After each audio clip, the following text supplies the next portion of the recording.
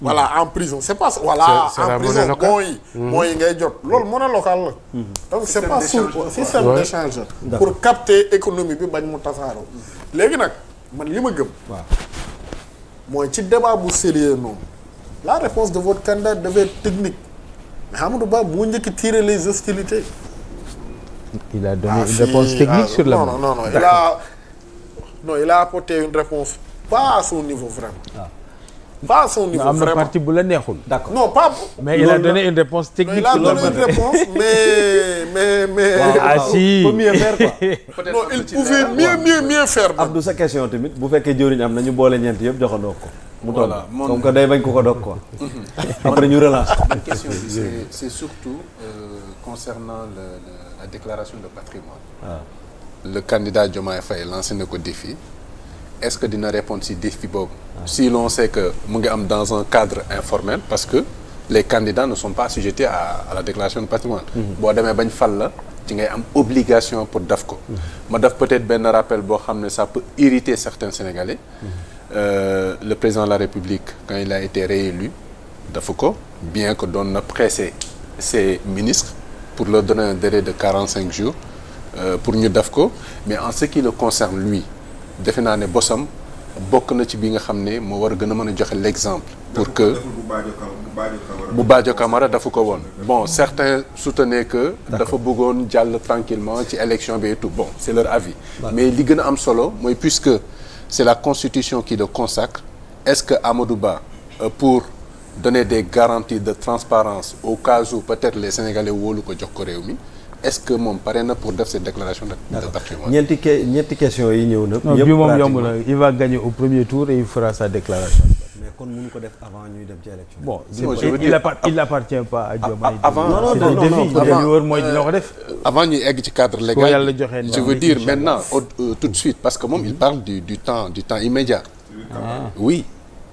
Est-ce que foofu pare na pour def ko. déjà candidats yi ñoom ñaar am Diomaye génn na moom ànd ak Ousmane Sonko def nañu déclaration. déclaration peut-être li leen ci ñor mooy xëy na xeer yi ñu leen sànni li Cheikh Ousmane wax kilifa wax ko Abdou Khadre wax ko est-ce que waroon nañoo mën a xaarandi seen candidat génn di tontu.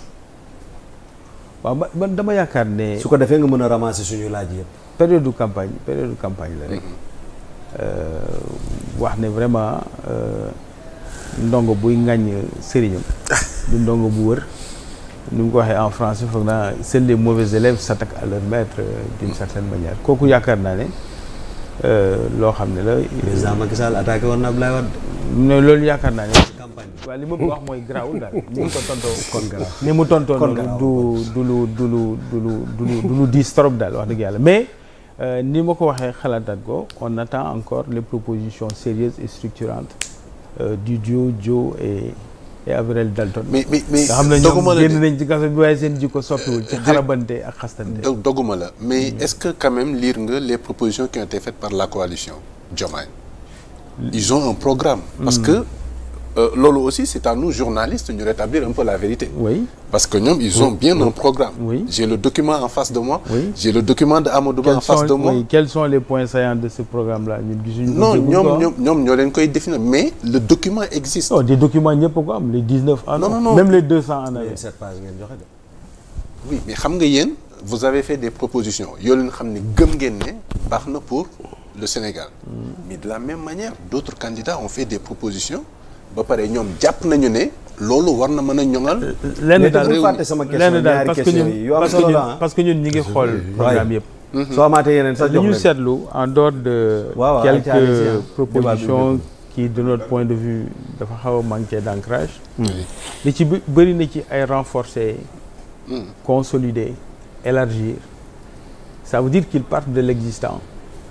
Évidemment. Et ils acceptent qu'il y a des points où il ne faut pas recréer, mais ils doivent renforcer, consolider, élargir. L'État est on en a relevé près de 52 points de verbes d'amélioration du genre. Ça veut dire que am na lu fi nekk lu wër loo xam ne il ne s'agit pas de le reconstruire.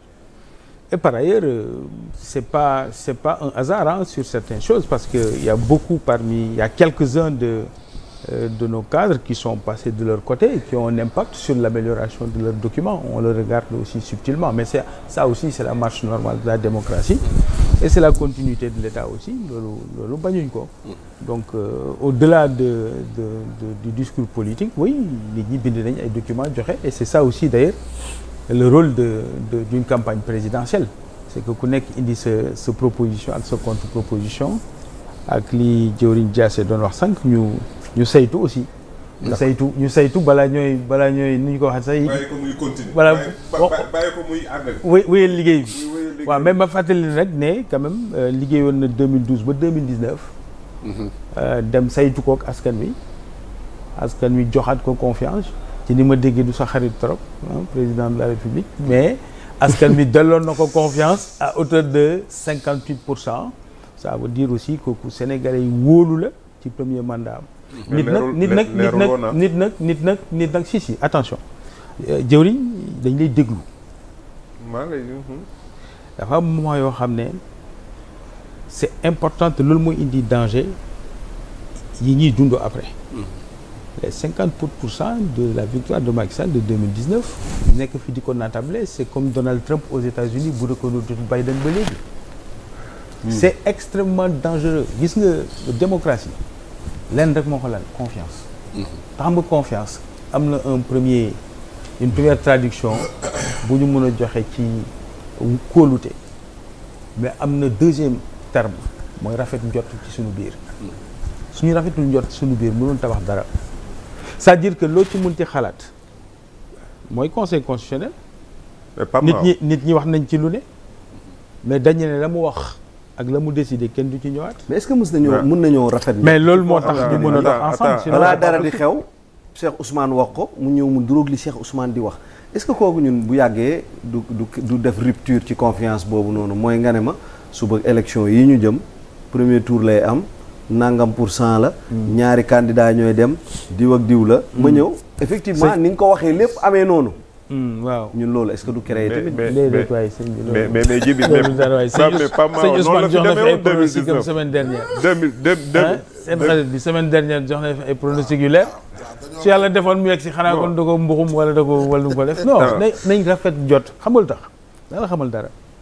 gis nga magistrat sénégalais wala fonctionnaire sénégalais policier sénégalais soldat sénégalais yi mais dañu bëgg réew mi. ñu jàngal leen. ñu jàng fa jàng war a am muñ juddu fu baax amul ci ñun fii ku fi bokk ci kër yi ñu bokkul ñoom. xam nga dañu taxaw. xam nga soo ñëwee taxaw. mais non xaaral ma ñëw man je défends le système. yéen vous êtes contre le système yéen ngeen contre système. on est pour le système kay. mais bàyyi ma ñëw. non dama bëgg a expliquer. laaj bi mooy. non dama bëgg a daaneel rek da nga ma ne laaj bi mooy suñu waxee loolu mooy wóorul.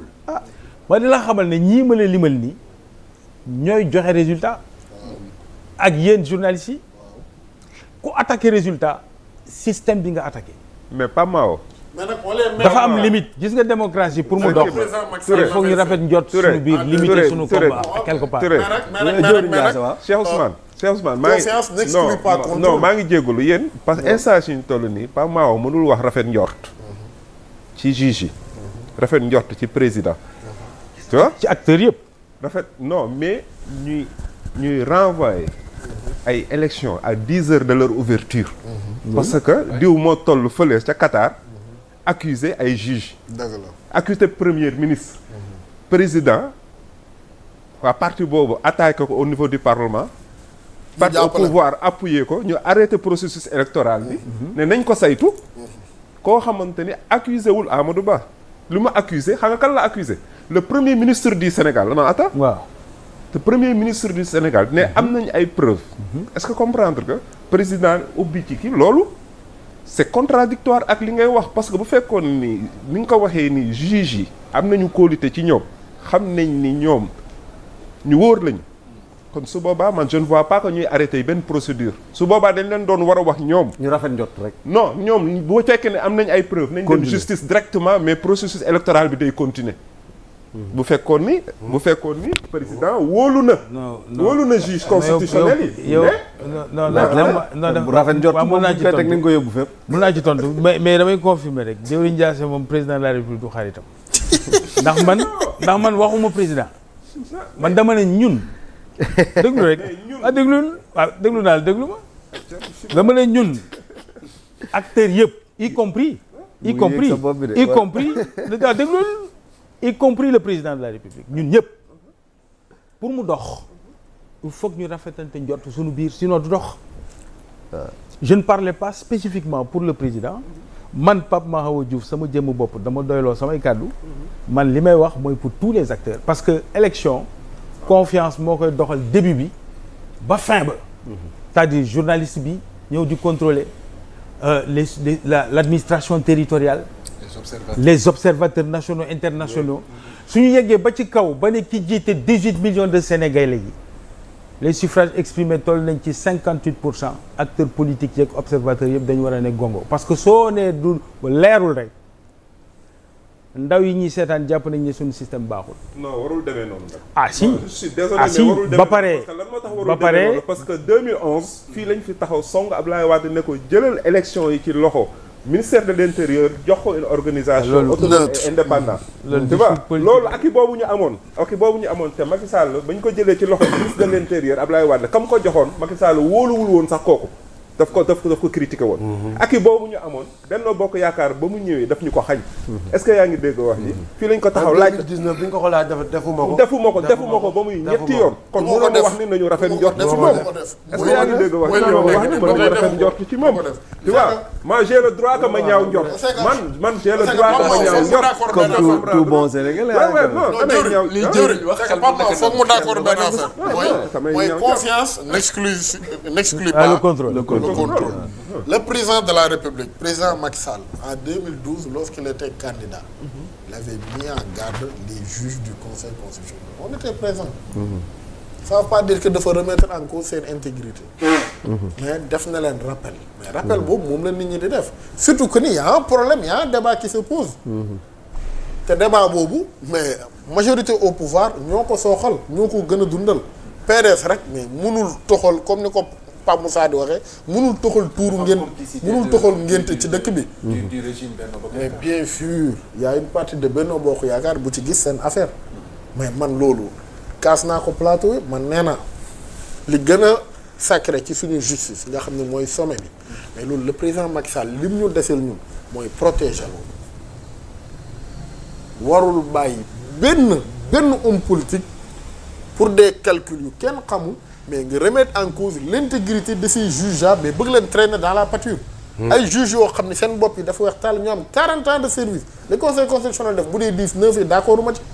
mais quand même du ma xëy bis jël ñooñu rek mais di leen traîner dans la boue comme ça sans élément de preuve mais suñu xalaatoon même su mënoon nekk donte mënul nekk juges yi mën a déférer commission d'enquête parlementaire mais ñan nañu wuy ji assemblée les Koura Macky Abdou Mbow mais nañu waxtaan ñoo doon entendre juge yi mais Sénégal quand même nañu waxtaan suñu biir ñooñu ñooy déglu juge conseil constitutionnel yi. kilifa.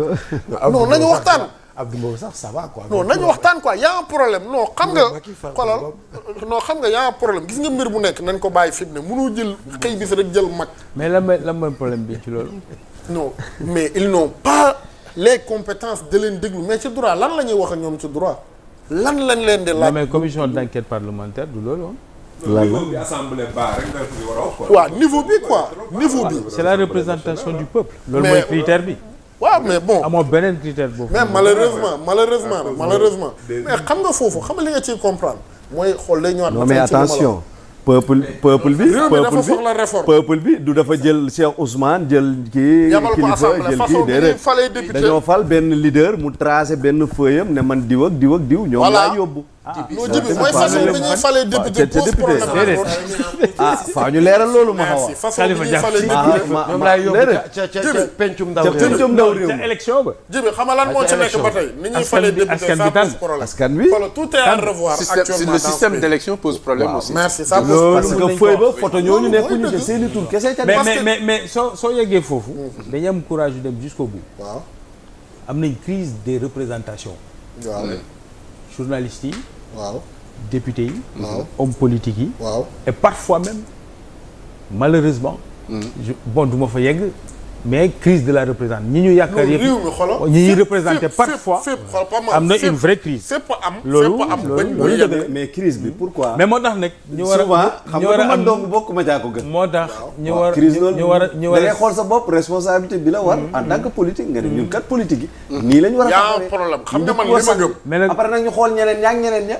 mais buñ ci waxee comme nii ñu ne journaliste. non politique noonu la ñu ne politique journaliste yi tamit. mais ku nekk na nag boppam ba pare. non man donc bokk ma jaa gën. waaw dëgg la waaye politique nag dafa bokk ci liñ ko sas. mu dimbali nit ñi ci organisation globale bi. y compris journalistes yi. mais noonu laa ko gisee woon rek. mais non du dara de. man jege naa leen man jël laa bokk daanaka. non mais crise de la représentation crise de la représentation bi moom. lu wër la. oui lu Sénégal la fépp la moom. réalité crise bi moom Sénégal la. comprendre nga des météos. mais Serigne Diassé le plus grand scandale. et qu'il faut changer de mon point de vue. c'est la précarisation des journalistes dans ce pays. Ah bon, kooku moom journaliste mais dama koy wax mais c'est la vérité. C'est la vérité et malheureusement personne d'entre eux ne peut le dire ou quasiment. Parce que journalistes dañ leen di maintenir en situation de stagiaire pendant des années. duñ leen fay. C'est les patrons de presse qui récupèrent les ressources. et qui ne le mettent pas à disposition. mais nag état bi am na mais journaliste mais bien sûr li may wax nii. non boobu moom. journaliste bàyyi ma ñëw journaliste. boo xam ne loxoom jotul ginnaaw. alors que principe pour journaliste c'est son indépendance de discours et sa liberté. piège yi ne ci dëkk bi dafa bëri moo tax affaire bi il faut que ñu waxtaane ko. non mais de fond il faut que ñu sori ci. boobu buñ ko waxtaanee fii moom di nga ko fi waxtaanee. déedéet non mën nañ ko waxtaanee. non grawul fii fii di nga ko fi waxtaanee fii. boobu dañ koy waxtaanee Cheikh Ousmane. mais d'habitude. nañ waxante dëgg. mais ñu jàpp ne ñoom ñooy dund ci précarité loolu ba xaama def benn ubbi benn parenthèse pour défendre sama mbokk surtout nag reporters yi nekk ci terrain bi. ñooñu dañuy dund lu métier ñi nekk ci rédaction yi. les jeunes reporters pratiquement liggéey bi ci gën a métti ñoo koy liggéey. te véritablement li war ci ñoom ci wàllu payoor demeewul noonu ndaxte gis ne convention collective bi code de la presse bi dara lañ ci dul appliqué pratiquement mais quand même d'habitude ñooñu ngay gis ñu nekk ci terrain bi te appliqué wuñu code de la presse bi wala convention collective bi d'habitude ñooñu ëpp dignité ci presse bi ñooñu ëpp dignité ci presse bi par contre ñi nga xam te ni ñooy percevoir de l'argent di yor xoolal dara manqué wu leen nekk sax des